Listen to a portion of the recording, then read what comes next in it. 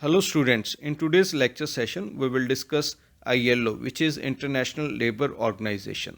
So do subscribe to my channel for lectures related to BBA, BCom, MBA and MCom subjects. The International Labour Organization, that is ILO, is a symbol of social justice, universal peace and human dignity. It was established on 19 April 1919 by Versailles Peace Conference. ILO is the only organization that survived after the Second World War after dissolution of its parent body, which is the League of Nations. So, since 1919, the ILO has maintained and developed a system of international labor standard whose main aim is promoting opportunities for men and women to obtain decent and productive work in conditions of freedom, security, and dignity. So, we can say that in today's globalized economy, the international standards are essential component for ensuring the growth of global economy that provides benefit to all. And India became a member of International Labour Organization in 1919. So we can say that ILO basically deals in international labor problems. The unique feature of ILO is that it is a tri-party body which consists of representatives of employers, labor and government. And there are three constituents, namely the governments which finances it, the workers for whose benefit the organization is created, and the employers who share the responsibility for the welfare of the workers.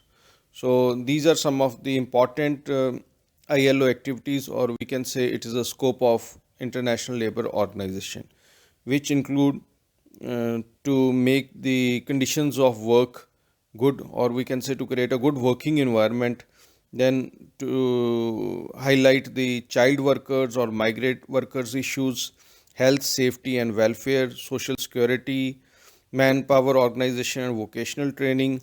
Then it also encourages and reinforces the workers education programs which are undertaken by various workers organizations and other parties.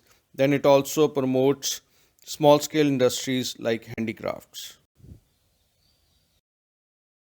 So, before going into detail about the objectives, functions, and structure of ILO, let's first discuss the four fundamental principles which are the basis of International Labour Organization.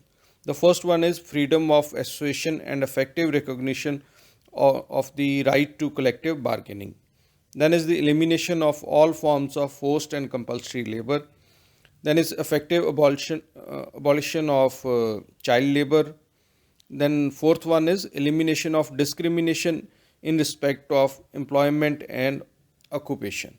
So the working of the ILO is based on these four fundamental principles.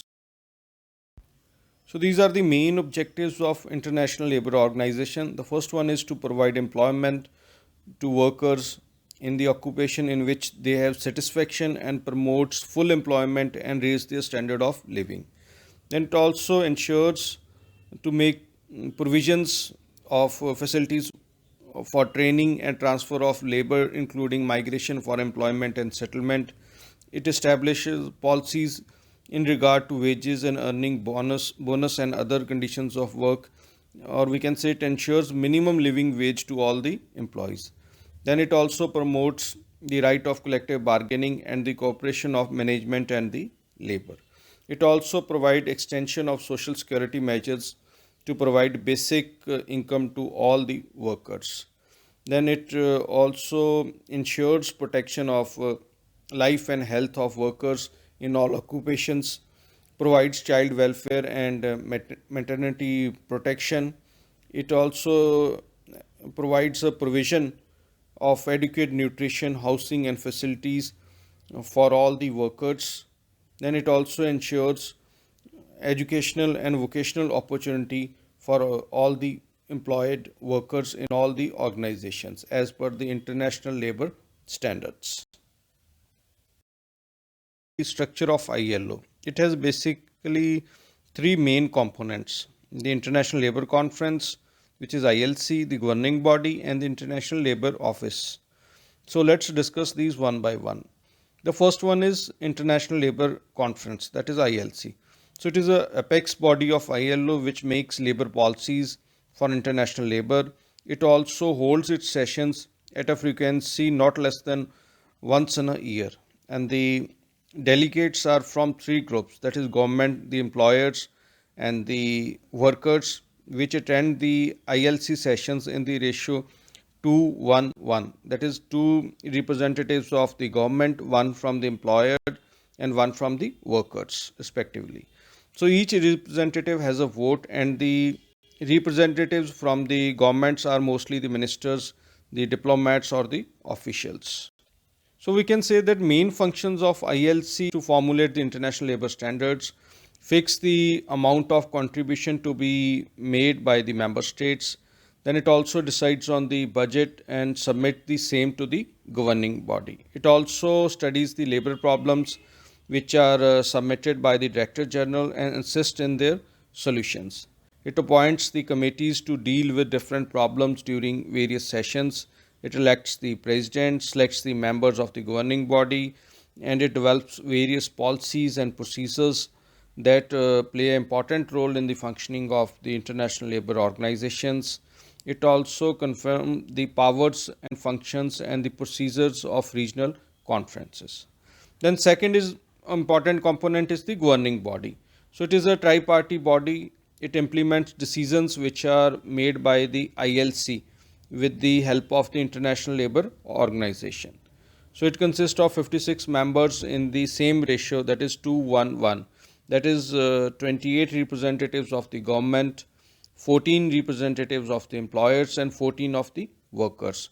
And out of 28 representatives of the government, 10 are appointed by the members of the state of chief industrial importance, and remaining 8 are the delegates of the other governments. So the main functions of governing body is to coordinate between the ILC and the International Labour Office, then prepare agenda for each session of ILC, appoint a Director General for this office. Then it also scrutinize the budget which is presented by the ILC to the governing body. Then it also takes a follow-up with the member states in regard to implementation of various conventions and recommendations. It also fixes the date, duration, and schedule of the regional conferences. So the governing body, we can say it is a link between the International Labour Conference and the International Labour Office. Then the third main component is the International Labour Office.